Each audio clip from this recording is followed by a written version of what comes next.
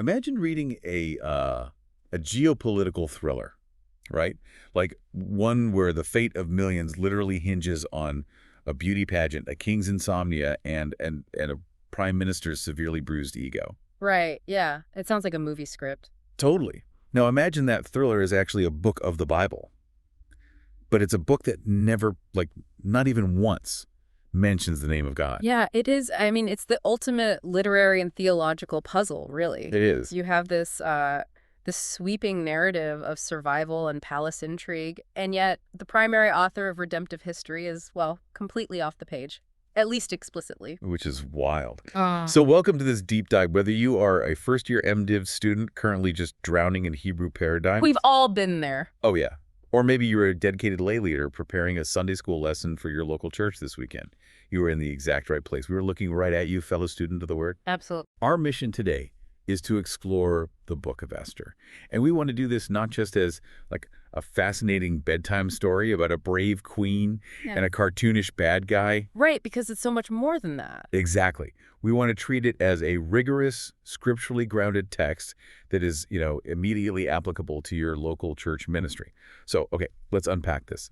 We have a mountain of incredible source material today. We really do. We're looking at a detailed scholarly analysis, and we are anchoring our entire discussion in the original Hebrew text. Specifically, the Biblia Hebraica Stuttgartensia, or the BHS, spanning all 10 chapters of Esther. Yeah, and actually, before we go any further, we really need to clarify why looking at the BHS matters for this conversation. Oh, for sure. When we reference the BHS, we are talking about the definitive edition of the Masoretic text. I mean, it is the raw, unvarnished, linguistic DNA of the Hebrew Bible. Right. It's not filtered. Exactly. We aren't looking at a translator's interpretation. We are looking at the exact grammatical structures, the specific vocabulary, and, the structural anomalies the original author deliberately utilized. Which is so crucial when you're doing serious exegesis. It is. And what's fascinating here is the grand paradox of Esther that we have to confront right out of the gate when looking at that raw Hebrew. Big elephant in the room. Exactly. We are studying a profound theological text, right? Yeah. A book that exists to inspire a deeper love for Yahweh's redemptive plan. And yet, it is famous for that one glaring omission you mentioned earlier. It never once formally mentions the divine name. Not once, not Yahweh, not Elohim, not Shaddai, nothing. It is entirely absent from the text. Which is just, it's wild to think about. It's a canonical book of the Bible that refuses to name the God of the Bible. Yeah. Usually when we talk about discerning God's will or looking at biblical history, there's this expectation of precision, like an X-ray. An X-ray. Yeah, you break your arm, the X-ray shows that jagged white line, and the doctor points and says, there it is. We like things to be visible. We want to see the miraculous, undeniable hand of God, parting the Red Sea. Give us the pillar of fire, right? Exactly. We want the pillar of fire. Right. But then you step into the Book of Esther, and suddenly that X-ray machine is broken. Oh, that's a great way to put it. We're looking at a theological landscape that is, well, honestly, it's murky. God's hand is just invisible to the naked eye here. Right, and the author is forcing the reader into a position of diagnostic ambiguity. You are looking at circumstances that seem entirely governed by secular politics, bureaucratic red tape, and, frankly, the arbitrary whims of an ancient dictator. Yeah, it looks entirely secular on the surface. It does. And the original audience would have felt that exact same tension. Whereas Yahweh, when we are exiled, subjugated, and seemingly abandoned to the mechanisms of a pagan empire. Wow. Yeah, to really grasp the weight of that question, we can't just jump straight into the theology. We have to look at the ground this story is built on. The setting. Right. The setting itself is doing a massive amount of the theological heavy lifting. Because, spoiler alert, we aren't in Jerusalem anymore. Far from it. To understand Esther, you really have to ground yourself in the Achaemenid Persian period. Okay, so map that out for us historically. So the epoch we are dealing with here is entirely distinct from the era of the rise and fall of the Davidic kingdom, which span roughly 1050 to 586 BC. Right, the era of the kings. Yeah, that era, the royal history of the kings of Israel and Judah, is over. Jerusalem has fallen to the Babylonians. The Temple of Solomon was reduced to ash. Devastating. Utterly. But then the Babylonians have since been conquered by the Persians. We are now situated in the citadel of Susa, which is one of the grand administrative capitals of the sprawling Persian Empire. And when we say sprawling, we really need to be clear about the scale here. Yeah. Because this isn't like a regional kingdom. No, not at all. The text actually tells us this empire stretched from India to Ethiopia. It is a massive, multi-ethnic, global superpower. Susa is essentially the Washington, D.C., or the London of the ancient world at this point. It's the undisputed center of global hegemony. And the man sitting on the throne in Susa is Xerxes I, known in our Hebrew text as Ahasuerus. Right, the Ahasuerus. It really helps to place Ahasuerus historically. He reigns from roughly 486 to 465 BC. Okay. This is a ruler known to secular history for his massive, disastrous military campaigns against the Greeks. I mean, think of the Battle of Thermopylae, the famous 300 Spartans. Oh, wow. Okay, so that's him. That's him. He is a king who commands millions of men, who possesses unimaginable wealth, and who is desperately trying to project absolute, unshakable power. Usually to cover up his own military and political insecurities, I would imagine. Exactly. You know, reading these BHS chapters, even just in an English translation, I have this analogy that keeps popping into my head. What's that? Reading Esther feels exactly like reading a geopolitical thriller written by a modern White House insider. Oh, I like that. Right. You know those thick, detailed memoirs written by former chiefs of staff or cabinet members? Yeah. They don't just tell you what laws were passed. No, they give you the gossip. Yeah. They tell you what the president was eating when he signed it, what the mood in the Oval Office was, and exactly which backdoor channels the lobbyists used to get the bill on the desk. That analogy actually holds up incredibly well against the textual evidence. Really? Yeah, because while the author of Esther is formally anonymous, they never sign their name to the manuscript, the text itself demonstrates an extraordinary, almost microscopic mastery of Persian court protocol. So they weren't just guessing. The author isn't guessing how Susa operates at all. They know the administrative lexicons. They know the specific tiered titles of the Persian officials. They are intimately familiar with the royal postal system of the empire, the Angarium, which was this incredibly sophisticated network of relay riders. Even Herodotus, the Greek historian, marveled at it. Oh, right. Herodotus has that famous quote about the Persian couriers. Something like, "Neither snow nor rain nor heat nor gloom of night stays these couriers from the swift completion of their appointed rounds." Which, ironically, became the unofficial creed of the U.S. Postal Service. Right. And the author of Esther weaves that exact courier system into the plot. They do. When Haman's genocidal decree is signed, it isn't just magically known everywhere. The text specifically details the royal scribes being summoned, the translation into every language of the empire, the sealing with the king's signet ring, and the dispatch of these swift horses across the provinces. It's bureaucratic precision. Exactly, bureaucratic precision. And that bureaucratic precision extends to the vocabulary itself. When you look at the Hebrew text of Esther, it is heavily saturated with Persian loanwords. Oh, interesting. Like what? Well, these are words that were absorbed into the Hebrew language directly from the imperial administration. For example, the Hebrew word dat. D-A-T. Yes, dat. It appears constantly in Esther. It's a Persian loanword meaning law or irrevocable decree. Oh, gotcha. And the author uses the word pardes, another Persian word, from which we actually get our English word paradise, to describe the king's luxurious forested enclosures. So the language itself betrays their insider status. Exactly. This internal evidence heavily points to an author who is deeply embedded in the imperial bureaucracy. Right. This isn't some post-exilic Jew writing from hundreds of miles away in Judea relying on historical rumors, you know?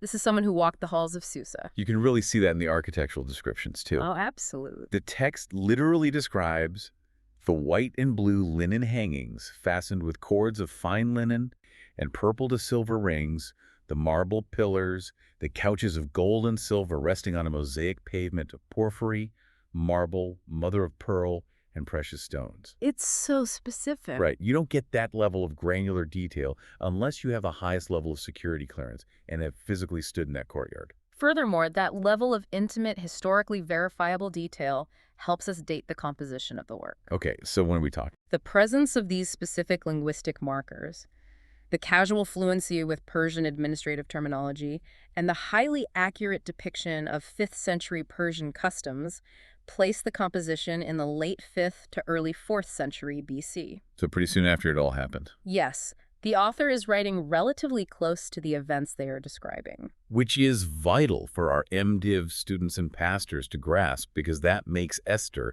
the final historical reflection of the Old Testament canon. It does. We are at the very tail end of Old Testament history. If you trace the historical narrative of the Jewish people in the Old Testament chronologically, Esther is the absolute last major event on the timeline before the intertestamental period. Before the silence. Exactly. Those 400 years of prophetic silence before the arrival of John the Baptist in the New Testament. It is the closing bracket of the historical era. Because this author was clearly a high-ranking bureaucrat, they didn't write a traditional prophetic oracle like Isaiah or Jeremiah. No, they didn't. They wrote something that mirrors their day-to-day reality in the Persian court.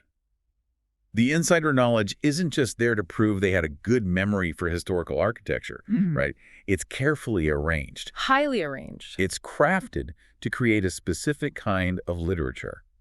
So how do literary scholars actually categorize a text like this? Well, the formal scholarly classification for Esther is a historical novella. Okay, a historical novella. Right. It is a narrative based on real historical events, but crafted with high literary artifice to tell a very compelling story. Makes sense. But more importantly, for our purposes as students of the Word, it has incredibly strong affinities to wisdom literature. Wisdom literature, like Proverbs. Exactly. When we think of wisdom literature, we typically think of Proverbs, Ecclesiastes, or Job. But Esther functions as a narrative embodiment of those principles. Oh, that's interesting. It is a didactic paradigm, a teaching model showing how the faithful are supposed to navigate the terrifying complexities of life when they're under foreign hegemony. Living as a vulnerable minority under a pagan government. Precisely. That makes perfect sense. Right. It's essentially a survival manual wrapped in a political thriller. That's a great summary. And the way the author structures that thriller is just brilliant.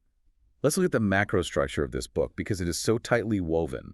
It uses a highly sophisticated, chiastic, and dramatic structure. The structural elegance of Esther is often overlooked by casual readers. Yeah, I think we tend to just read it straight through as a linear story. Right, but a chiasm, for those unfamiliar with the term, is a literary device common in ancient Near Eastern literature where a sequence of ideas is presented and then repeated in reverse order. So it's like a mirror. It forms a sort of symmetrical mirror-like structure. Yeah, think of it as an ABCBA pattern. Okay. The beauty of a chiasm is that it visually and logically points the reader directly to the center, the C section, which contains the turning point or the most critical message of the text. Let's actually walk our listener through this because visualizing this mirror is key to understanding the emotional and logical arc of the story. Let's do it. If we map out the broad strokes of Esther's chiasm, we start with the outer edges. Step 1, the A section, opens with the deposition of Queen Vashti. Right, the inciting incident. Yeah. King Ahasuerus throws this massive 180-day geopolitical flex of a party, gets drunk, demands his queen parade her beauty before his military commanders, and she refuses. So he legally removes her. Which creates a massive domestic and political vacancy at the absolute highest level of government. Exactly. That void is the ticking time bomb of the whole narrative. Because without Vashti's removal, Esther is never crowned, and the Jews have no advocate inside the throne room. Right. So what's the mirror to that on the other side? The structural mirror to this, the A prime at the very end of the book, is the elevation of Mordecai to the second highest position in the empire. Wow, okay. So we move from a pagan queen being deposed on the front end to a faithful Jewish exile being exalted on the back end. Okay, so then we move inward to step 2, the B section. This is the selection of Esther and the initial rise of Mordecai, right? Yeah. Esther wins this frankly unsettling empire-wide search for a new queen, keeping her Jewish identity a complete secret. Meanwhile, her cousin and guardian, Mordecai, overhears an assassination plot against the king, reports it, and saves Ahasuerus' life. This is providential placement. Yeah, they're suddenly embedded in the inner circle of the hierarchy. And the mirror to that, the B prime section near the end, is the issuance of the counter decrees. Oh, I see. Esther and Mordecai use their providential placement to write new laws that allow the Jewish people to defend themselves against their enemies, resulting in massive deliverance. Which brings us further inward to step 3, the C section, the real crisis of the book. Yeah. Haman's genocidal decree. The darkest part of the story. Yes. The king promotes this man, Haman, to prime minister. Haman demands everyone bow to him. Mordecai refuses. Haman gets so disproportionately offended that he manipulates the king into signing an irrevocable law to annihilate not just Mordecai, but all the Jews in the empire. This is the ultimate existential threat. And the mirror to that threat, the C prime, is Haman's catastrophic downfall. Exactly. Haman is unmasked at a banquet by Esther. He falls from power, and he is executed on the very gallows he meticulously built for Mordecai. So we have this perfect symmetry: deposition and exaltation on the outside, providential placement and legislative deliverance moving inward, a genocidal threat, and the villain's execution closer to the center. Right. But what is at the absolute center of this mirror? What is the pivot point of the whole chiasm? The center of the chiasm, the hinge upon which the entire narrative swings, is found in Chapter 6. Okay, what happens there? Literary scholars call this the peripeteia, the dramatic reversal. And it happens on a deeply mundane, seemingly random night. The king's insomnia. Yes, the king suffers from insomnia. He can't sleep, so he asks his servants to read the royal chronicles to him, essentially the ancient equivalent of reading a boring textbook to fall asleep. And out of decades of recorded history, the servants just happen to open the scroll to the exact page detailing how Mordecai saved the king's life years earlier. Just happens to. Right. The king realizes Mordecai was never rewarded. The very next morning, Haman walks in to ask permission to execute Mordecai. And instead, the king forces Haman to publicly parade Mordecai through the streets in royal robes, honoring him. That is the peripeteia, the exact moment the momentum shifts. It's amazing. It is a masterclass in narrative structure. The tension is wound up so tightly by the decrees and the looming threat of death, and the reversal is absolute, triggered by nothing more than a restless night of sleep. I have to push back here, though, or at least ask a probing question that I think a lot of our listeners wrestle with when preaching this. Sure, what is it? As you read the structure and look at the sequence of events, you look at Ahasuerus. He deposes his first wife because he's drunk, and she won't let herself be objectified. He casually signs a decree to commit global genocide just because his buddy Haman offers him some silver to offset the administrative costs. Right. Is King Ahasuerus the true villain here, or is he just a pawn? Because, quite frankly, he seems completely clueless and easily manipulated. It is a critical question for understanding the book's theology of power. Based on the textual analysis, Ahasuerus represents absolute, unchecked human authority. He's the most powerful man on earth. He is the sovereign of the known world, the apex predator of the ancient political landscape. But the author goes out of their way to depict him as incredibly volatile, intellectually lazy, and highly susceptible to flattery. Yeah, lazy is a good word for it. His decrees are the literal mechanisms for both the crisis, the genocidal edict, and the resolution, the counter-edict allowing Jewish self-defense. So he's the gun, but Haman is pulling the trigger. In many ways, yes. He is not the architect of the evil, like Haman is, but his apathy makes the evil possible. Wow. The author uses Ahasuerus as the necessary canvas on which the providence of the narrative is painted. He shows the profound danger of absolute human power, how easily the fate of millions can be decided over a drinking game. Which is terrifying. It is. But, ironically, the author also shows how God can use even the most volatile pagan king's insomnia to turn the tide of redemptive history. It's staggering. The fate of the covenant people rests on a dictator having a restless night. But if Ahasuerus is just the canvas, who are the real players painting on it? Good question. Because Esther, Mordecai, and Haman aren't just operating in a vacuum. They are carrying the weight of centuries of biblical history on their shoulders. They absolutely are. When we transition from the immediate literary structure to the intertextual and canonical integration, the scope of this story explodes. This is where we must examine the canonical placement of the book and the story behind the story. Okay, break that down for us. In the structure of our English Bibles, which follows the Septuagint ordering, Esther occupies a definitive position as the final entry in the books of history. Right. It concludes the grand sequence that begins with Joshua crossing the Jordan, moves through the chaotic era of the judges, the rise and fall of the monarchy in Samuel and Kings, the exile, and proceeds through the post-exilic accounts of Ezra and Nehemiah rebuilding the temple and the walls of Jerusalem. It's the grand finale. Esther's the bookend to that entire historical era. And as that bookend, it reaches all the way back to the beginning of that royal history to settle an old score. Oh, yes, it does. Here's where it gets really interesting for us Bible nerds. This isn't just a petty political rivalry between a Jewish bureaucrat and a Persian prime minister. No, it's not. This is an ancient, blood-soaked rematch. The author gives us very specific genealogies in Chapter 2 and Chapter 3. And as a student of the Word, you know that whenever an ancient Near Eastern author stops a fast-paced narrative to give you a genealogy, you need to pay attention. Absolutely. They aren't just giving you Ancestry.com results, they are flashing a neon sign. Precisely. In AAE literature, a genealogy is often a literary mechanism to establish covenantal obligations, legal rights to a throne, or in this case, a multi-generational blood feud. A blood feud. Let's look at the raw data the text provides. In Esther 2.5, the Hebrew text explicitly identifies Mordecai as a Benjamite, a descendant of Kish. Okay, keep that in mind. Then in Esther 3.1, Haman is introduced and explicitly identified as the Agagite. If we connect this to the bigger picture of Old Testament history, the historical grounding here is just profound. It really is. Let's trace those genealogies backwards. Mordecai is from the tribe of Benjamin, specifically the line of Kish. Who else in biblical history is the famous towering son of Kish from the tribe of Benjamin? King Saul, the very first king of Israel. Exactly. Now look at Haman. He is an Agagite. This means he is a royal descendant of Agag. Right. And who was Agag? He was the king of the Amalekites during the reign of King Saul. This takes us directly back to the events of 1 Samuel 15. The author of Esther is intentionally setting up a theological rematch between the house of Saul and the house of Agag. To fully appreciate the stakes, we really have to understand who the Amalekites were. They were bad news. Very bad. They weren't just a neighboring tribe. They were the archetype of anti-God, anti-covenant hostility.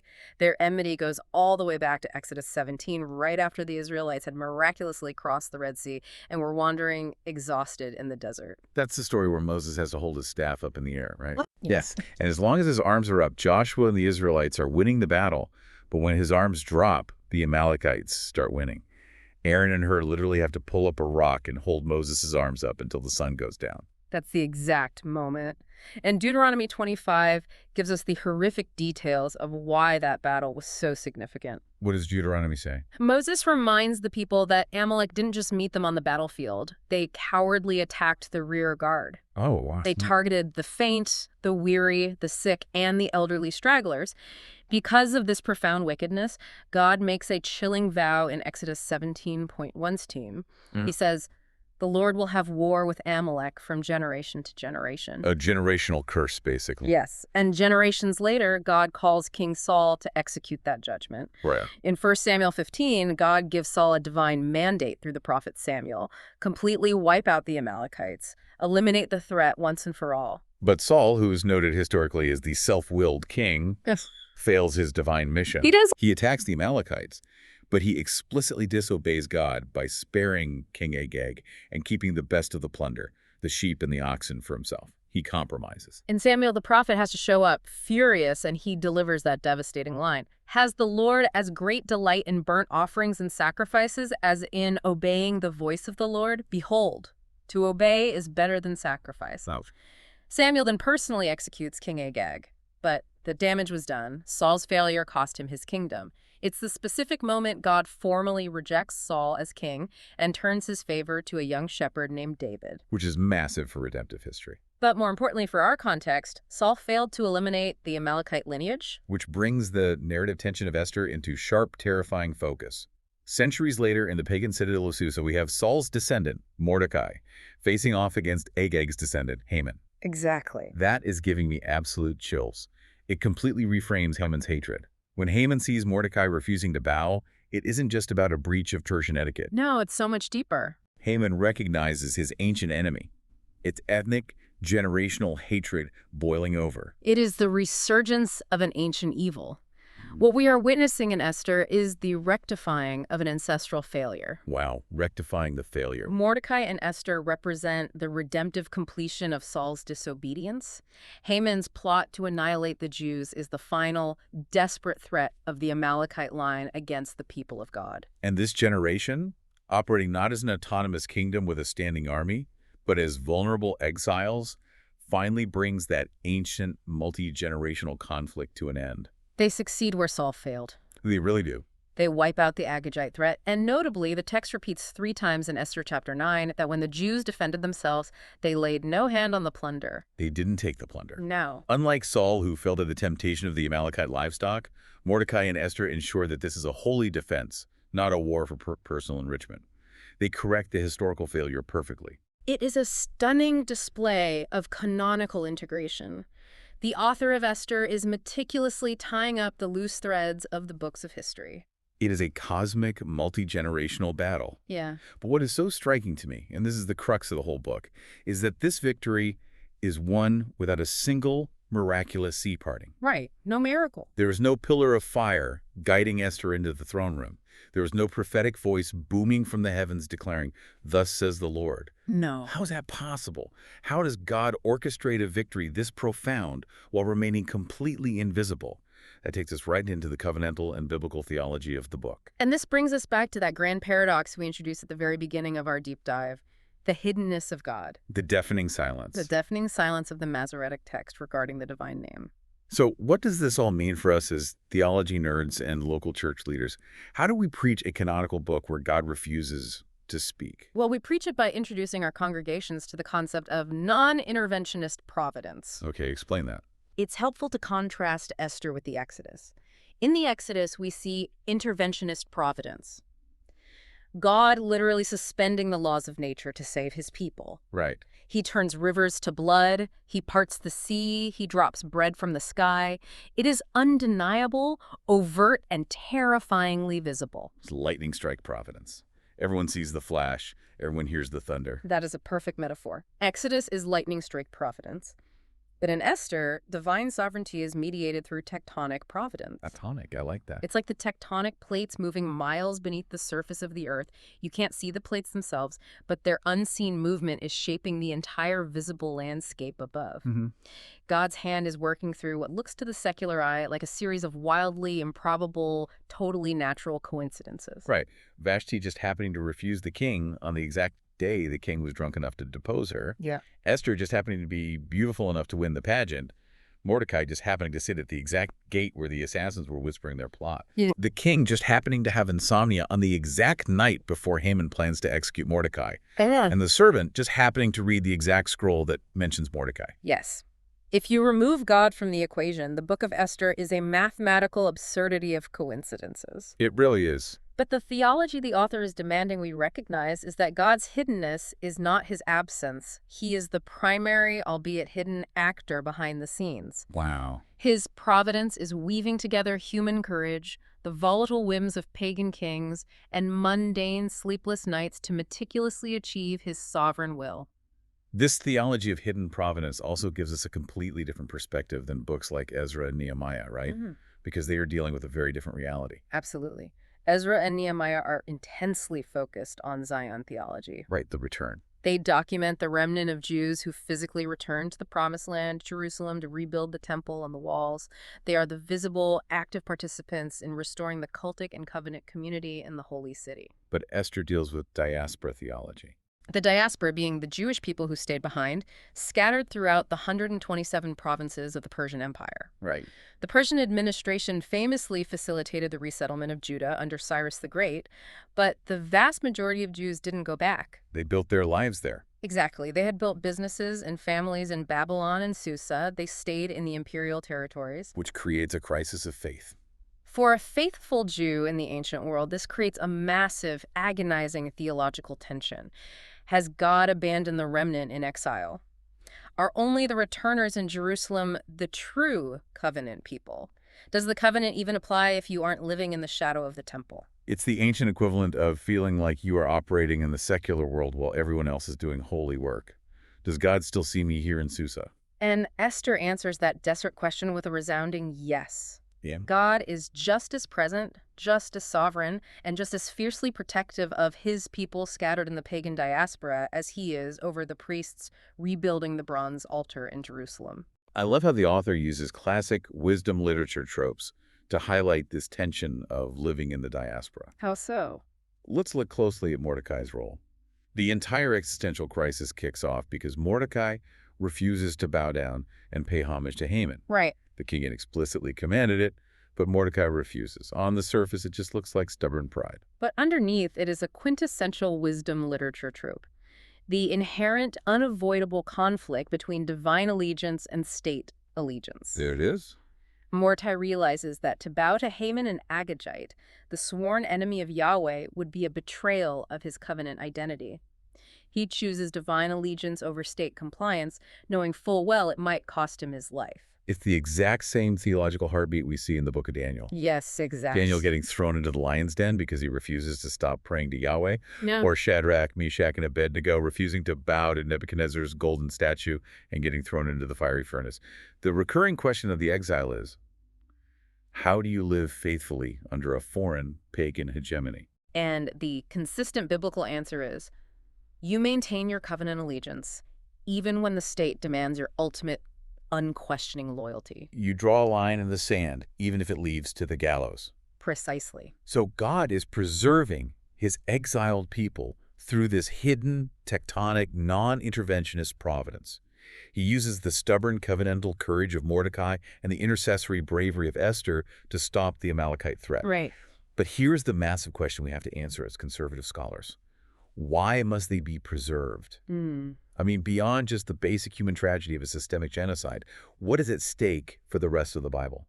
Because if we miss this, we reduce Esther to just an inspiring historical anecdote. We do. This leads us directly into the Christological focus, the promised seed. If we are going to locate the central nervous system of the Book of Esther, this is it. Let's drill down into it. We have to look at the ultimate cosmic stakes of Haman's decree.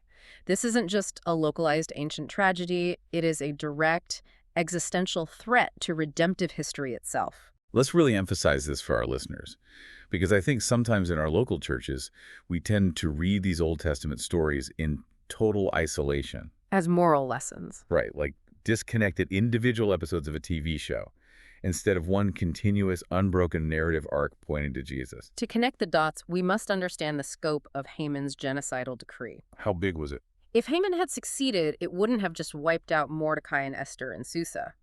The decree, sealed with the king's signet ring, was dispatched to all 127 provinces, commanding the annihilation of all Jews in the entire Persian Empire on a single day. All of them. At that specific moment in history, the Persian Empire encompassed virtually the entire global Jewish population, including the small, fragile remnant that had just returned to Jerusalem under Ezra and Nehemiah. Because Judea was just a Persian province. Exactly. If Haman succeeds, the tribe of Judah is entirely, permanently extinguished from the face of the earth. And if the tribe of Judah is extinguished, then the biological and legal lineage strictly required for the arrival of the Messiah is completely severed. God's redemptive plan relies on a specific promised seed. We can trace this messianic trajectory all the way back to Genesis 3.15, the proto-evangelium, where God promises that the seed of the woman will crush the head of the serpent. The very first gospel promise. Right. And God narrows that promise, making a covenant with Abraham that through his specific seed, all the nations of the earth would be blessed. And it narrows again. In Genesis 49, Jacob prophesies over his sons and declares that the scepter, the right to rule, shall not depart from Judah. The Messiah must be a Judahite. And it narrows even further during the era of the Davidic kingdom. No, Samuel 7. Yes, God makes an explicit, unbreakable covenant with King David in 2 Samuel 7, promising him an everlasting kingdom and a specific descendant who would sit on the throne forever. The Messiah must be from the root of Jesse, the line of David, the tribe of Judah. So the preservation of the Messianic line is what is actually hanging in the balance here. That's the real war. Haman wasn't just trying to kill a minority population because his ego was bruised. He was, orchestrated by the enemy, unwittingly trying to assassinate Jesus Christ centuries before he was ever born in Bethlehem. He was aiming a sword at the ancestors of the Messiah. That is the staggering Christological gravity of the book. The Book of Esther is the ultimate proof of God's absolute, unbreakable faithfulness to the Davidic promise. Even amidst the total hiddenness of the Persian diaspora, with no seated Davidic king reigning in Susa, no temple in their immediate vicinity to offer sacrifices, and groaning under the thumb of a volatile pagan emperor, God's providence ensures the preservation of the Jewish people. He keeps his promise. Through the courage of Esther and Mordecai, God ensured the continuity of the Messianic trajectory. It's overwhelming to think about it in those terms.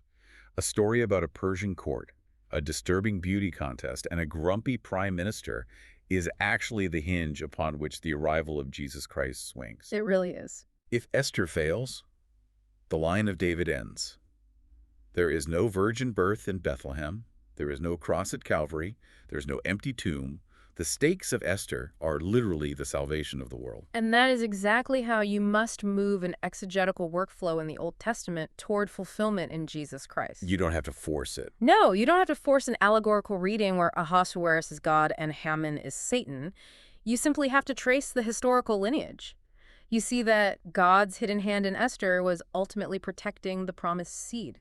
He was preserving the womb from which the Savior would come. Knowing all this dense theology, the chiastic structures, the Amalekite history, and the Christological stakes, it is incredible. It's a rich book. But as we promised our listeners at the beginning of this deep dive, we need to know how to land the plane. We need pastoral application and ministry equipment. Nice. How do church leaders take this profound text and preach and teach it today in a way that actually equips the saints? Well, one of the primary institutional impacts of the book that you can teach on is its role as an etiology. A-E-T-I-O-L-O-G-Y. Yes. An etiology is a narrative that explains the origin of a specific custom, ritual, or institution. Esther is the biblical origin story for the Jewish Feast of Purim, which is detailed at the very end of the book. Right, they still celebrate it today. To this day, thousands of years later, Purim stands as a joyful liturgical commemoration of the Jewish people's survival. The name Purim comes from the Persian word pur, which means lot. Because Haman literally cast lots. He rolled the ancient dice to determine the most auspicious day he would annihilate the Jews. He left the date of the genocide up to chance. Or what he thought were the whims of the gods. Exactly. But Proverbs 16.33 tells us, the lot is cast into the lap, but its every decision is from the Lord. Wow. The festival of Purim commemorates the great reversal of that lot. What Haman meant for utter destruction was reversed by the sovereign providence of God into a day of deliverance, vindication, and joy. That's beautiful. For pastoral application, this is a profound, deeply comforting text for believers who are walking through seasons of intense suffering. Let's collaborate on some specific equip and inspire takeaways for our listeners who are preparing sermons or, heading into heavy counseling sessions this week. Let's do it. How many times do we sit across from a church member who is going through a devastating, life-altering trial, a sudden terminal diagnosis, a shattered marriage, an unexpected job loss, or a prodigal child? This happens all the time. And they look at us with tears in their eyes and ask, where is God? Because he is completely silent right now. They feel like God is entirely hidden, maybe even absent from their circumstances. Esther is the perfect canonical text for that exact moment of pastoral care. How so? You preach Esther to teach your congregation that God's hiddenness is never, ever his absence. Never his absence. Just because you cannot see the miraculous parting of the Red Sea intervention in your life right now does not mean the King of Kings has abandoned the throne. Amen. He is actively working through the mundane, the painful, the coincidental, and the complex machinery of human decisions to bring about his redemptive purposes for you. The tectonic plates of his providence are moving, even if the surface feels terrifyingly still. That is so encouraging.